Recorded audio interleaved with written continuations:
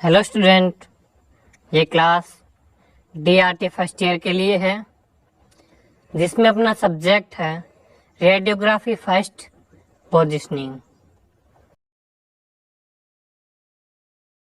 आज अपना टॉपिक है चेस्ट रेडियोग्राफी, यानी अपने चेस्ट की रेडियोग्राफी स्टार्ट करने जा रहे हैं। तो अपने उसमें सबसे पहले पढ़ेंगे चेस्ट में कौन कौन सी बोन्स होती है, चेस्ट की क्या एनाटॉमी होती है, चेस्ट में कौन कौन से व्यू होते हैं, किस चीज को देखने के लिए व्यू किए जाते हैं, वो सारे आज अपने इसमें पढ़ेंगे। चेस्ट के जितने भी व्यू होते हैं, स्पेशल व्यू, एपी, लेटरल, पीए, उन सारों की अपने स्टडी करेंगे।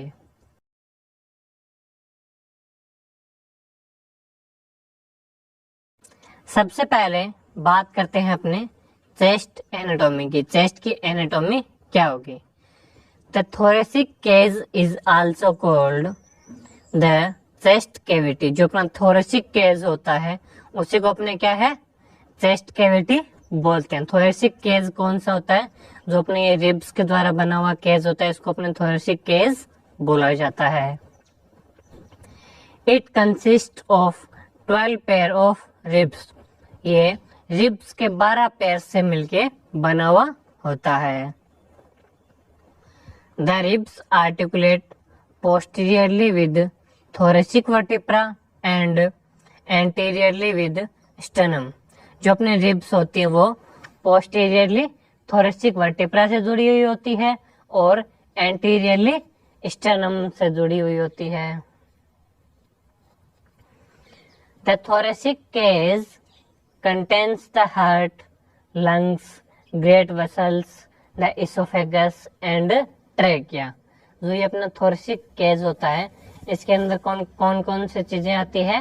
Heart, lungs, great vessels, oesophagus, trachea, ये सारे अपने क्या थोरेसिक केज में आती है।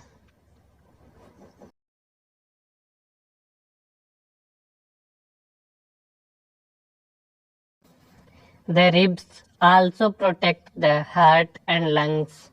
जो अपनी रिब्स होती है वो हार्ट और लंग्स को प्रोटेक्ट करती है। The diaphragm is located inferiorly to the thoracic cavity। जो अपना डायफ्राम होता है, नीचे के जो लंग्स के नीचे के जो दो डायफ्राम्स होते हैं वो थोरेसिक कैविटी के इंटीरियरली पार्ट में पाए जाते हैं, इंफीरियरली पार्ट में पाए जाते हैं। The lungs are connected to the trachea। जो अपने लंग्स होते हैं वो ट्रेकिया से कनेक्ट रहते हैं। The right lungs is 3 lobes। जो अपना राइट लंग्स होता है उसमें 3 लोब्स होते हैं, अपर लोब्स, मिडल लोब्स और लोअर लोब्स।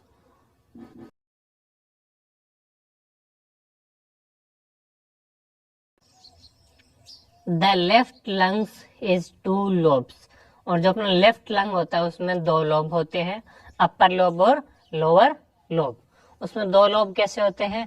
क्योंकि उस साइड में अपना क्या है, हार्ट आता है, इसलिए लेफ्ट लंग में 2 लोब होंगे और राइट लंग में 3 लोब्स होते हैं।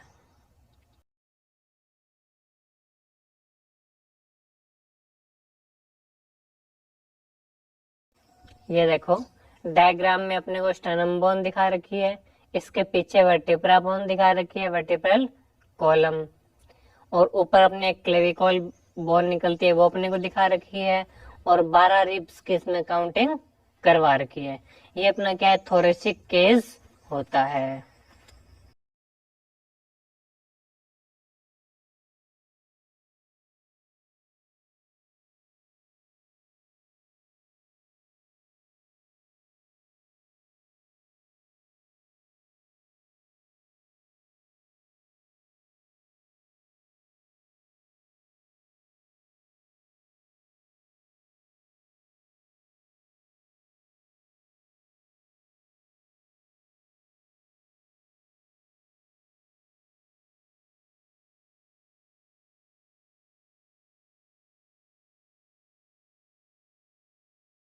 इसमें अपने को थोरेसिक केज एक ह्यूमन बॉडी के अंदर दिखाया गया है, जिसमें अपने को क्लेविकल बोन, वर्टिब्रा कॉलम और 12 पेयर रिब्स के, स्टर्नम बोन, ये सारी क्लियरली सीन हो रही है, जिसमें देखो अपने को वर्टिब्रा की काउंटिंग भी करवाई गई है। और पीछे से जो स्टार्ट होती है उसको अपने क्या बोलते हैं, T1, T2, T3, T4 thoracic vertebra या फिर डोर्सल वर्टिब्रा।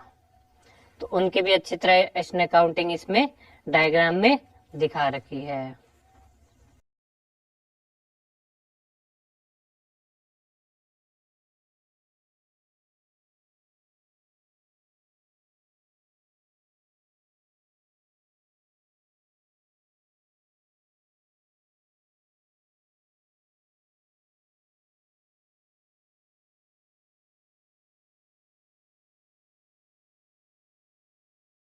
यहाँ आगे अपने बात करते हैं चेस्ट प्रिपरेशन की। चेस्ट का व्यू ले रहे हैं तो उससे पहले क्या क्या प्रिपरेशन करनी चाहिए, क्या क्या बातें ध्यान में रखनी चाहिए। The chest is commonly used in the radiology department. जो अपने चेस्ट का व्यू होता है वो रेडियोलॉजी डिपार्टमेंट में कॉमन व्यू होता है, यानी ये लगभग चेस्ट का व्यू किया जाता है। Guidelines must be keeped in mind before doing chest X ray. कुछ गाइडलाइंस है वो अपने को चेस्ट एक्सरे करने से पहले अच्छी तरह ध्यान में रखनी चाहिए। वो गाइडलाइंस बताई गई आगे देखो। Care should be taken to ensure that no radio opaque objects और no metallic objects are left on under the cotton gown. यानी अपने को जो अपने जब भी अपने पास पेशेंट आता है चेस्ट एक्सरे करवाने के लिए तो अपने क्या उसको कॉटन गाउन पहनाया जाता है, यानी कि गाउन पहनाया जाता है। अपने को ये श्योर कर लेना है पहले कि जो उसने गाउन पहना है उसके नीचे कोई भी रेडियो ओपेक ऑब्जेक्ट्स या फिर कोई मेटेलिक ऑब्जेक्ट्स तो पेशेंट के पहना हुआ नहीं है। अगर पेशेंट के कोई भी मेटेलिक ऑब्जेक्ट पहना हुआ है तो उसको अपने रिमूव करवा दिया जाता है। कई बार तो पेशेंट ड्रेस पहन के आता है उसके बटन वगैरह मेटल के बने हुए होते हैं तो वो अपने क्या है एक्सरे इमेज में आ जाते हैं, इसलिए अपने उसके शर्ट को रिमूव करवा के और उसको गाउन पहनाया जाता है।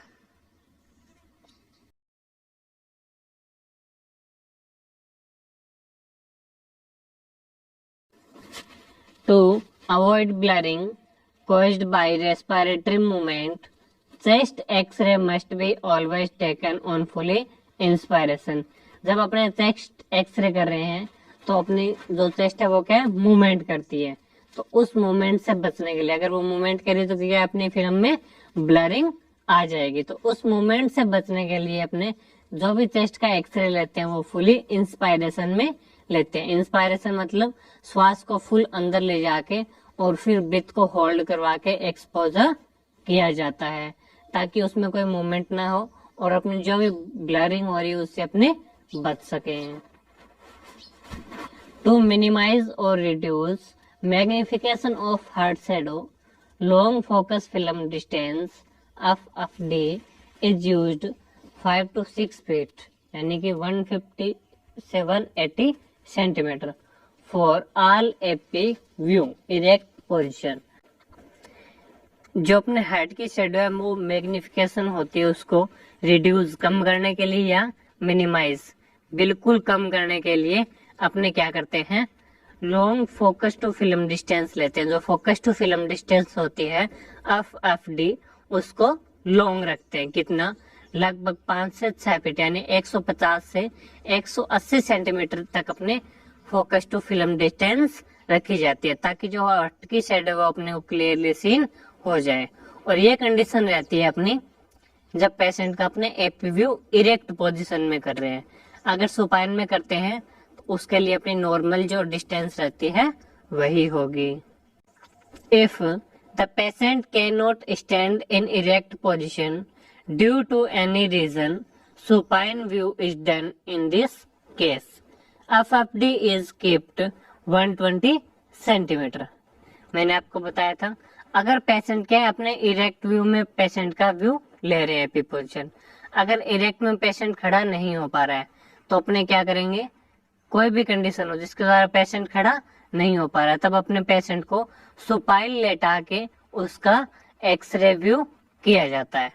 यानी पेशेंट इरेक्ट में नहीं हो पा रहा है तो पेशेंट क्या मूवमेंट भी कर सकता है, हिल भी सकता है, तो अपनी इमेज खराब हो जाएगी, इसलिए अपने पेशेंट का सुपाइन पोजीशन में व्यू लेते हैं, यानी एपी सुपाइन व्यू लिया जाता है, जिसके अंदर अपनी फिल्म टू फोकस डिस्टेंस यानी F D focus to film distance कितनी रखी जाएगी, 120 centimetre. The centering point for the chest is normally 4/5 dorsal vertebra। जो अपने चेस्ट में नॉर्मल पॉइंट रहता है सेंटरिंग का, वो कौन सा रहता है, 4/5 डोर्सल वर्टिब्रा पे अपनी सेंटरिंग की जाती है। यानी चेस्ट का अपने क्या ज्यादातर पीए व्यू किया जाता है, अपने पेशेंट सुपाइन में लेते हैं, यानी इरेक्ट पोजीशन में खड़ा नहीं हो पा रहा है, तो जब पेशेंट का सुपाइन व्यू ले रहे हैं तो पेशेंट का एपी व्यू लेते हैं, जिसमें अपने लगभग अपनी सेंटरिंग क्या है चेस्ट के सभी व्यू में 4/5 डोर्सल वर्टिब्रा पे रखी जाती है। To move scapula away from lung fields the elbow are flexed, back of both hand are placed on hip and elbow are pushed forward. जो अपना क्या है स्केपुला अपने थोरेसिक कैविटी में आता है, तो उसको स्केपुला के फील्ड को, स्केपुला के शेडो को साइड में करने के लिए थोरेसिक कैविटी से अपने क्या करते हैं, दोनों हाथों को यानी एल्बो को फ्लेक्स करेंगे और दोनों हाथों को हिप पे रख के आगे की तरफ पुश करेंगे, जिससे क्या स्केपुला अपना थोड़ा सा बाहर की साइड निकल जाएगा और थोरेसिक कैविटी से अलग हो जाता है।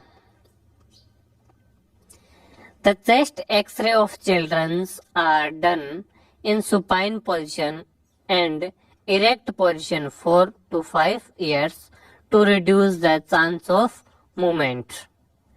जो अपने क्या है चिल्ड्रंस के एक्सरे किए जाते हैं वो ज्यादातर सुपाइन पोजीशन में किए जाते हैं, क्योंकि बच्चा है, बच्चा हिल भी सकता है, सही पोजीशन भी नहीं लगाएगा, इसलिए अगर बच्चे को ऊपर नहीं खड़ा के रखा वहां पे कैसेट होल्डर के पास में, तो पेशेंट यानी बच्चा हिल जाएगा, तो अपनी मूवमेंट के कारण फिल्म खराब हो जाती है। इसलिए ज्यादातर बच्चों के एक्सरे क्या है सुपाइन पोजीशन में किए जाते हैं। अगर बच्चा 4 से 5 साल का है, तो अगर इरेक्ट पोजीशन में सही खड़ा हो पा रहा है तो उस कंडीशन में बच्चे का एक्सरे इरेक्ट पोजीशन में किया जाता है। नेक्स्ट आता है अपना the view of chest X ray. अभी अब चेस्ट एक्सरे कौन कौन से व्यू होते हैं उनके बारे में अपने पढ़ेंगे। इससे पहले यानी अपन ने चेस्ट की सारी प्रिपरेशन पढ़ ली कि अपने को चेस्ट के व्यू करते टाइम किस किस बातों का ध्यान में रखना चाहिए, और चेस्ट की पूरी एनाटॉमी पढ़ ली कि इसमें ये बोन होती है, ये थोरेसिक केज होता है, हार्ट, एरोटा, क्लेविकल, स्टर्नम वगैरह होते हैं। अब अपन चेस्ट के व्यू की बात करते हैं, तो चेस्ट के व्यू आते हैं सबसे पहले AP view, anterior posterior view, PA view, posterior anterior view, lateral view, oblique view. जो अपने क्या है सभी व्यूज यानी सभी बॉडी पार्ट में लगभग नॉर्मली किए जाते हैं, एपी, पीए, लेटरल और ओब्लिक। और चेस्ट के 3 स्पेशल व्यू है, लेटरल डिक्यूबाइटस, अपाइकोग्राम और लॉर्डोटिक व्यू। ये 3 व्यू चेस्ट के स्पेशल व्यू में आते हैं। तो सबसे पहले अपने स्टार्ट करते हैं चेस्ट के व्यूज, तो उसमें बात करते हैं चेस्ट के एपी व्यू की। सबसे पहले चेस्ट के एपी व्यू की बात करें तो चेस्ट का जो एपी व्यू है वो ट्रॉमा केसेस में किया जाता है। ज्यादातर अपने क्या है ट्रॉमा केस में ही चेस्ट का एपी व्यू किया जाता है। अगर अपने को नॉर्मल पेशेंट का चेस्ट का व्यू करनी है तो अपने पीए व्यू लेते हैं। सबसे पहले अपने इसके इंडिकेशन की बात करें तो इसका इंडिकेशन रहेगा to investigation heart and thorax pathologies. Heart और थोरेक्स की पैथोलॉजीज को इन्वेस्टिगेशन करने के लिए अपने चेस्ट का एपी व्यू किया जाता है। कैसेट साइज, कैसेट साइज की बात करें तो कैसेट साइज अपना रहता है 14x17 या 12x15 में चेस्ट का एक्सरे किया जाता है।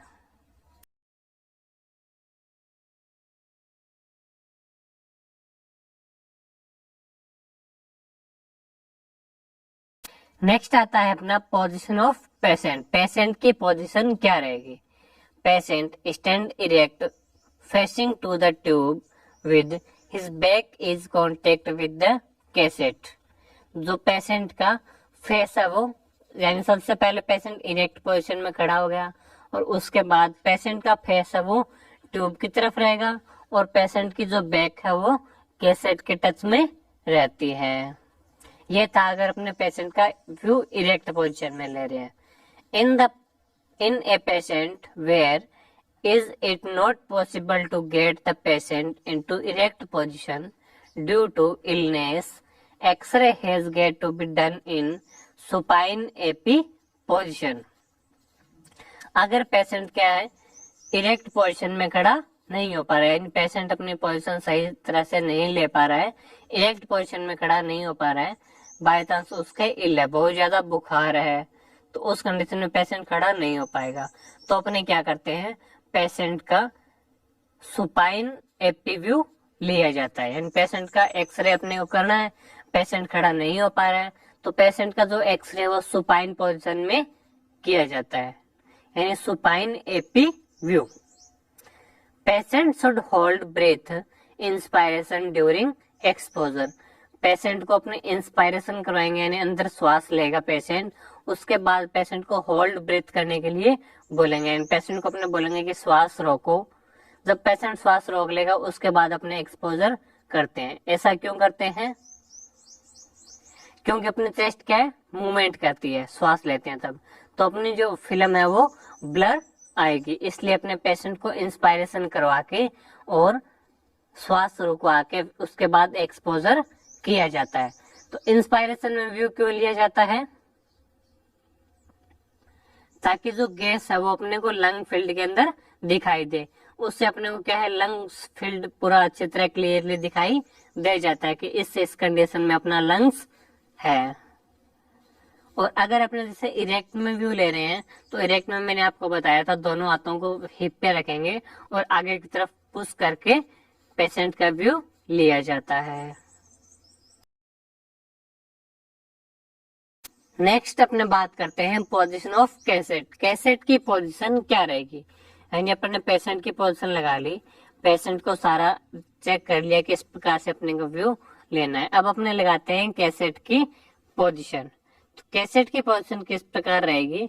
The upper border of cassette should be 2 inch above to the level of the shoulder. जो अपनी कैसेट की अपर बॉर्डर होती है उसको अपने शोल्डर के लेवल से 2 इंच ऊपर तक रखते हैं, ताकि अपना क्या है, उसमें शोल्डर भी इंक्लूड हो जाता है फिल्म में, और नीचे तक जहां तक अपनी कैसेट आती है डायफ्राम से नीचे तक वहां तक का व्यू क्लियरली आ जाएगा। इसलिए अपने कैसेट की पोजीशन रखते हैं शोल्डर से 2 इंच ऊपर। सेंटरिंग की बात करें तो सेंटरिंग मैंने आपको बताया था कहाँ की जाती है, 4th 5th डोर्सल वर्टिब्रा।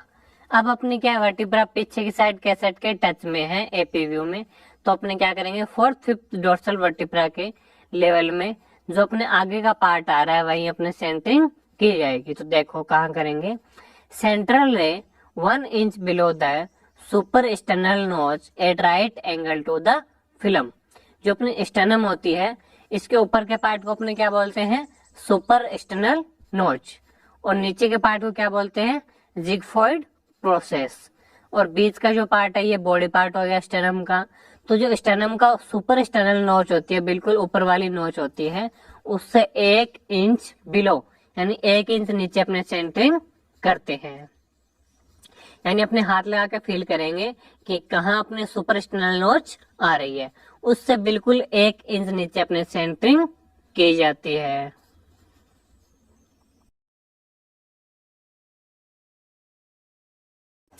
इसके बाद देखो अपने को एक डायग्राम दिखाया गया है जिसमें पेशेंट एपी व्यू में टेबल पर सुपाइन पोजीशन में लेटा हुआ है, जिसके बाद अपन ने कैसेट की पोजीशन लगा दी। कैसेट की पोजीशन कहाँ लगाई है, अपने शोल्डर जॉइंट से 2 इंच ऊपर। उसके बाद अपने सेंटरिंग कहाँ की हुई है, देखो जो अपने सुपर स्टर्नल नोच आती है उससे 1 इंच नीचे की तरफ सेंटरिंग की हुई है, और कहाँ अपना शोल्डर तक आ रहा है और नीचे डायफ्राम एंगल से नीचे तक का अपना व्यू आ रहा है, यानी इतना व्यू अपना कैसेट में आना चाहिए।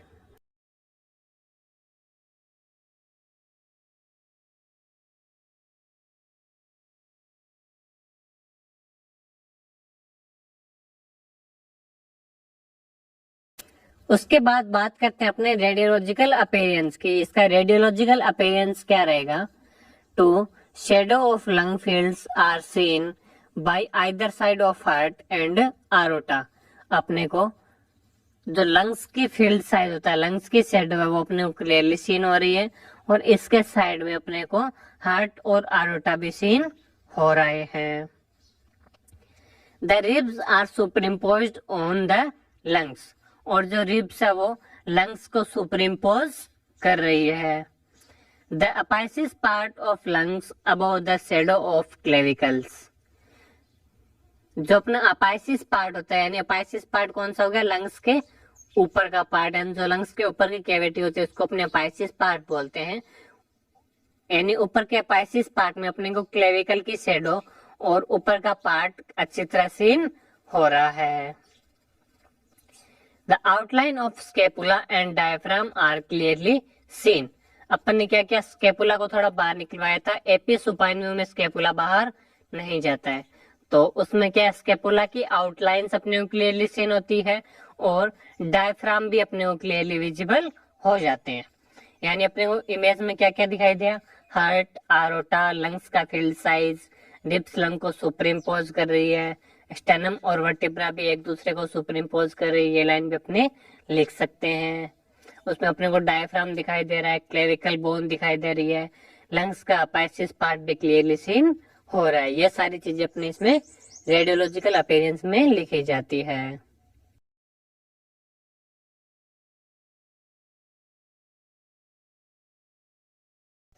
इसके बाद देखो एक चेस्ट एक्सरे की इमेज अपने को दिखाई गई है। उसके अंदर अपन ने क्या किया? इंस्पायरेशन करके एक्सपोजर किया था, यानी हवा अपने अंदर थी, अपने अंदर श्वास था, तो वो क्या है, देखो अपने को ब्लैक ब्लैक शेडो में दिखाई दे रहा है, जिससे अपने को लंग्स का फील्ड अच्छी तरह सीन हो रहा है।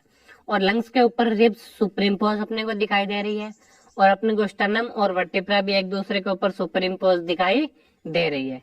इसके बाद देखो अपने को ऊपर कॉलर बोन यानी क्लेविकल बोन भी सीन हो रही है। और नीचे अपने आते हैं तो नीचे अपने को लंग्स के नीचे डायफ्राम भी क्लियरली विजिबल हो रहे हैं। और जो लेफ्ट लंग के अंदर अपने को हल्का सा व्हाइट पार्ट दिखाई दे रहा है, ये कौन सा पार्ट है? अपना हार्ट एंड आरोटा, यानी हार्ट की शेडो अपने को यहाँ सीन हो रही है। ये सारा अपने को क्या एक्सरे इमेज में क्लियरली सीन हो जाता है।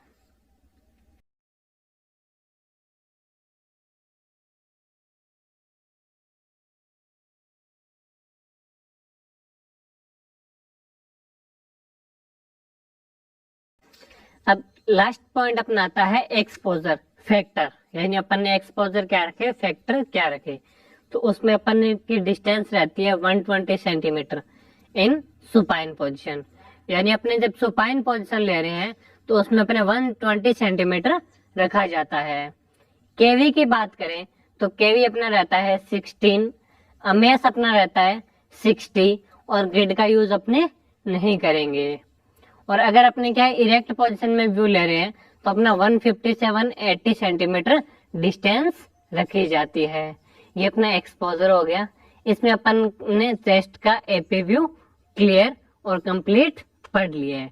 आगे अपने स्टार्ट करेंगे नेक्स्ट क्लास में। Thank you.